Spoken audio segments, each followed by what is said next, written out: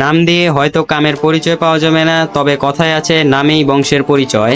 আজকের এই ভিডিওতে যে বাইকটা রিভিউ করব সেই বাইকটার নাম কেউ জানে কিনা সন্দেহ, তবে বাইকের লুকস দেখে অনেকেই বাইকটাকে পছন্দ করবে।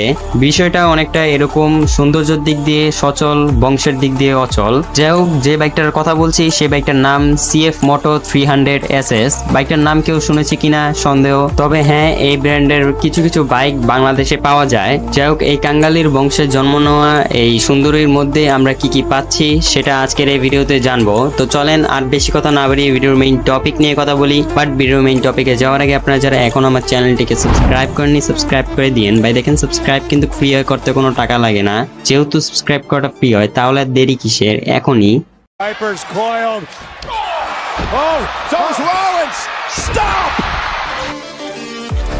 যদি প্রথমেই কথা বলি এই বাইকের লুকস নিয়ে, সেক্ষেত্রে বলতেই হয় এই বাইকের লুকস মারাত্মক লেভেলের জোস। কেননা এই বাইকের ইউনিক হেডলাইট ডিজাইন এবং এই বাইকের মাস্কুলার বডি ডাইমেনশন এই বাইকটার লুকসকে অনেক সুন্দর করে ফুটিয়ে তুলতে সক্ষম হয়েছে।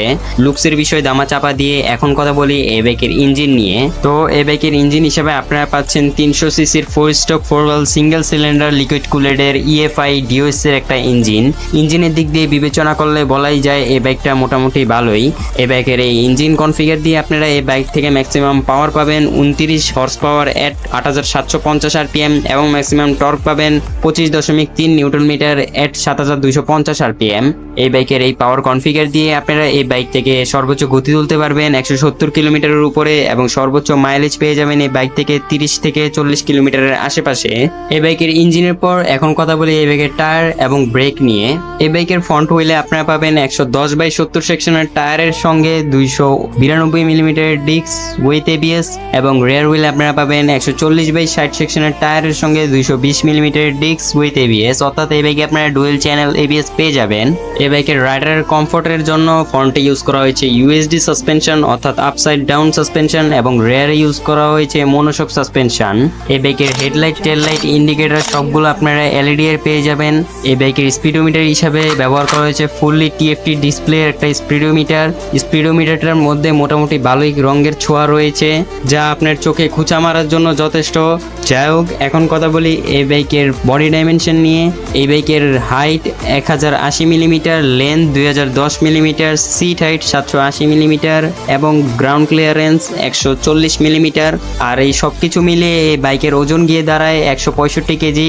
এখন ছোট মুখে বড় কথা না বললেই নয়, এই বাইকের এই স্পেসিফিকেশন দেখে আমার মনে হয়েছে এই বাইকটা যদি বাংলাদেশে আসে সেক্ষেত্রে এই বাইকটা one of the best sport bike হতে যাচ্ছে বাংলাদেশের জন্য। তবে যেহেতু এই বাইকটা একটা চায়নার বাইক, সেই ক্ষেত্রে এই বাইকটা এতটা ভ্যালু ফর মানি হবে কিনা সেটা আমি বলতে পারি না, কেননা এই বাইকের স্পেয়ার পার্ট আপনারা বাংলাদেশে অ্যাভেলেবেল পাবেন না। যাই হোক, এখন এই বাইকটা হয়তো 1 মাস পরেই লঞ্চ হবে।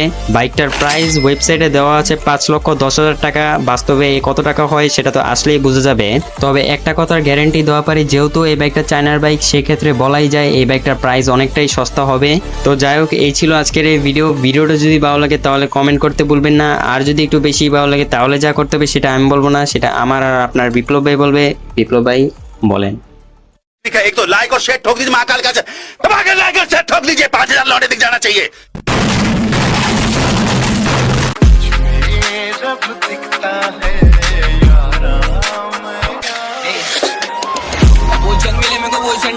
आगे मचा बोले रिस्क डरेंगे पढ़ने से आगे में काम